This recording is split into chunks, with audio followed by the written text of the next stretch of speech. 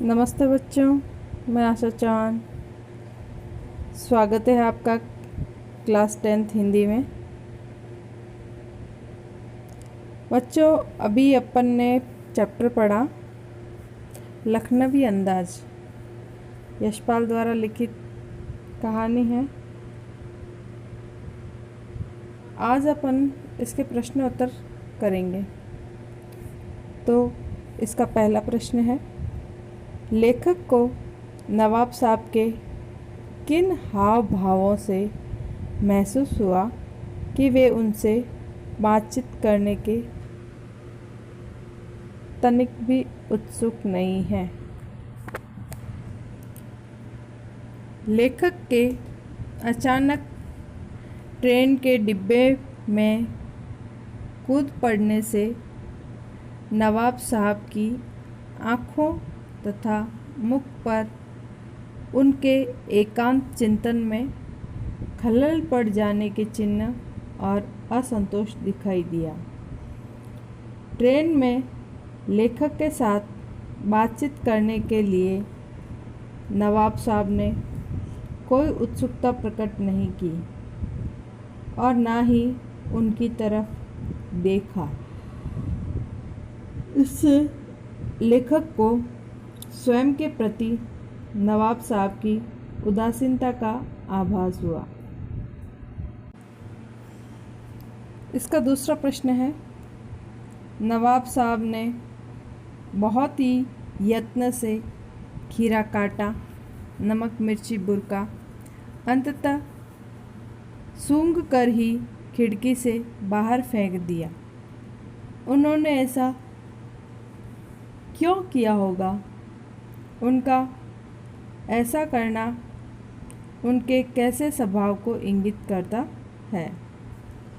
नवाब साहब द्वारा दिए गए खीरे खाने के प्रस्ताव को लेखक ने अस्वीकृत कर दिया।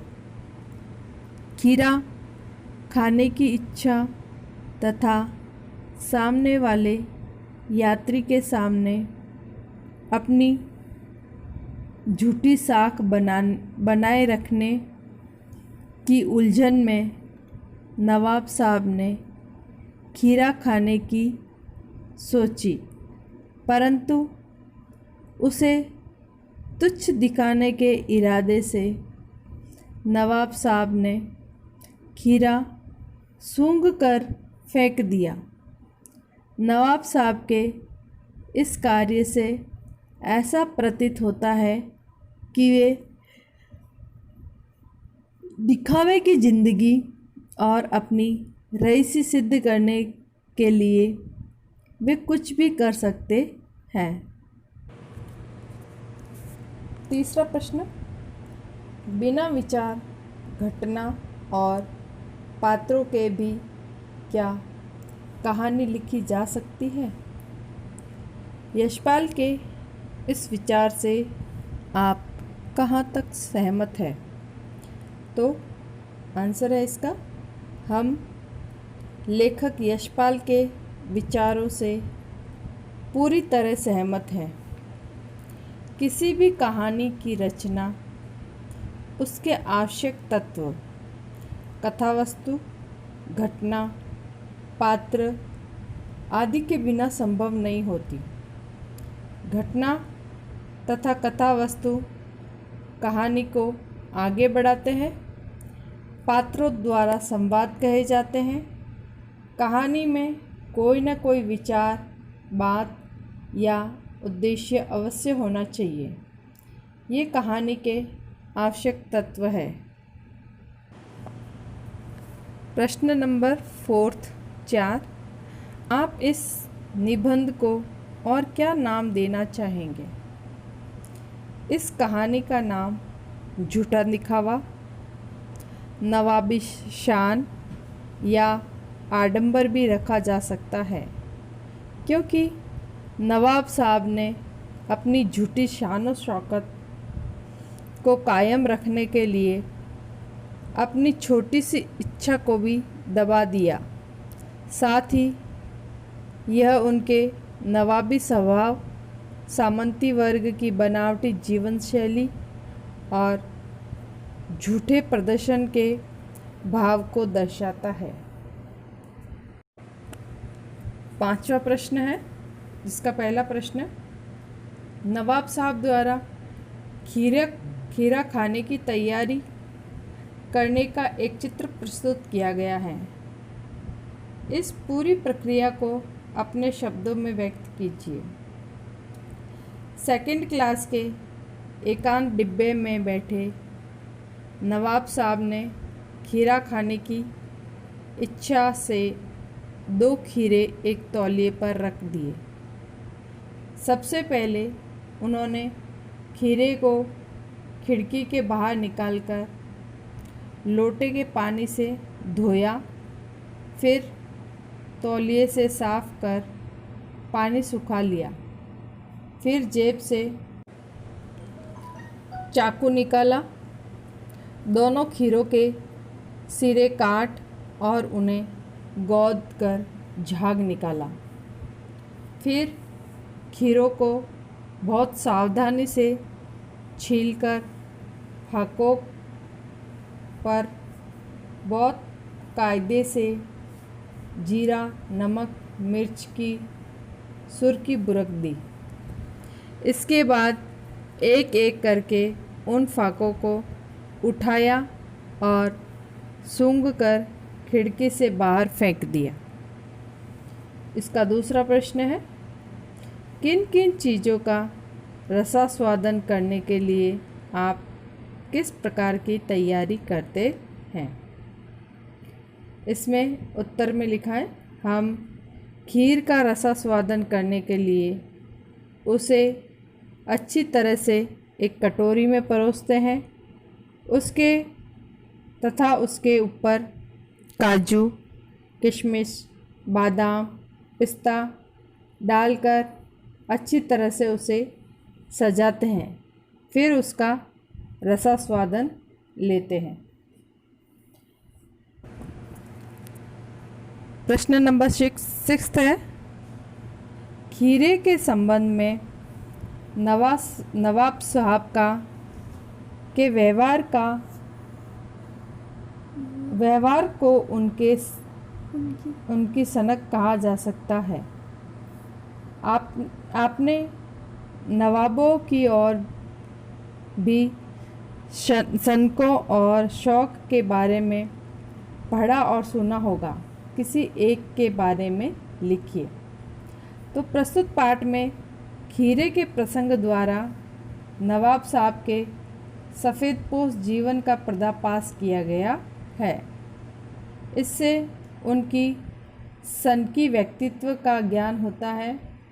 ऐसे ही एक सनक ये भी हो सकती है, नवाब साहब शान और शौकत के लिए पैसे लुटाने से बाज नहीं आते, फिर चाहे उनके घर में पैसों की तंगी ही क्यों न हो, पर बाहर वे खूब पैसा लुटाते हैं।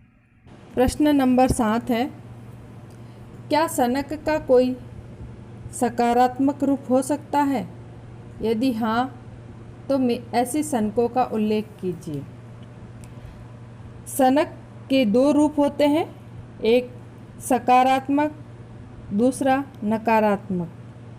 जहाँ एक और नकारात्मक सनक किसी व्यक्ति को समाज में हंसी का पात्र बना देता है, वहीं सनक का सकारात्मक पक्ष उसे रातों रात प्रसिद्ध कर देता है। जैसे मदर टेरेसा की सनक थी, वह गरीब और बेसहारा लोगों की मदद करने की। महात्मा गांधी को सत्य और अहिंसा के बल पर देश को आज़ादी दिलाने की सनक सवार थी। महात्मा बुद्ध को सत्य की खोज की सनक ने उन्हें गौतम बुद्ध का दर्जा दिला दिया। प्रश्न 8 है, निम्नलिखित वाक्यों में से क्रियापद छांटकर क्रियाभेद भी लिखें। वाक्य है, एक सफ़ेद पोश सज्जन बहुत सुविधा से पालथी मारकर बैठे थे। बैठे थे शब्द जो है वो क्रियापद है और इस क्रियापद का भेद जो है वो आक्रामक क्रिया है। दूसरा वाक्य है, नवाब साहब ने संगति के लिए उत्साह नहीं दिखाया। दिखाया शब्द जो है वो क्रियापद है और इसमें क्रिया का भेद जो है वो सक्रमक क्रिया है। तीसरा वाक्य, खाली बैठे कल्पना करते रहने की पुरानी आदत है। तो इसमें क्रियापद जो है वो कल्पना करना है और इसका क्रिया भेद जो है वो आक्रामक क्रिया है।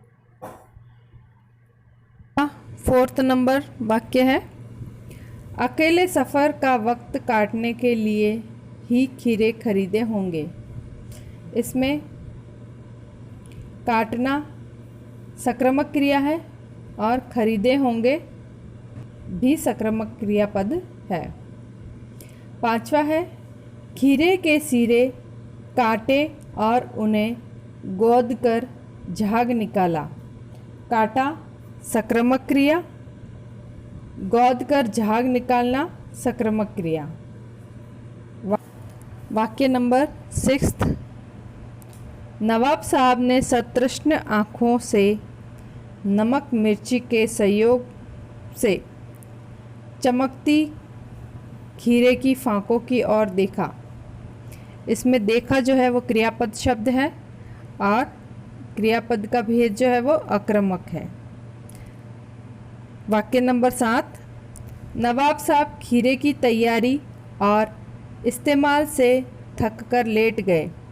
लेट गए आक्रामक क्रिया और थक कर भी आक्रामक क्रिया। जेब से चाकू निकाला, निकालना जो है वो सक्रमक क्रिया है। ठीक है बच्चों, आज के लिए इतना ही, मिलते हैं आगे। ओके।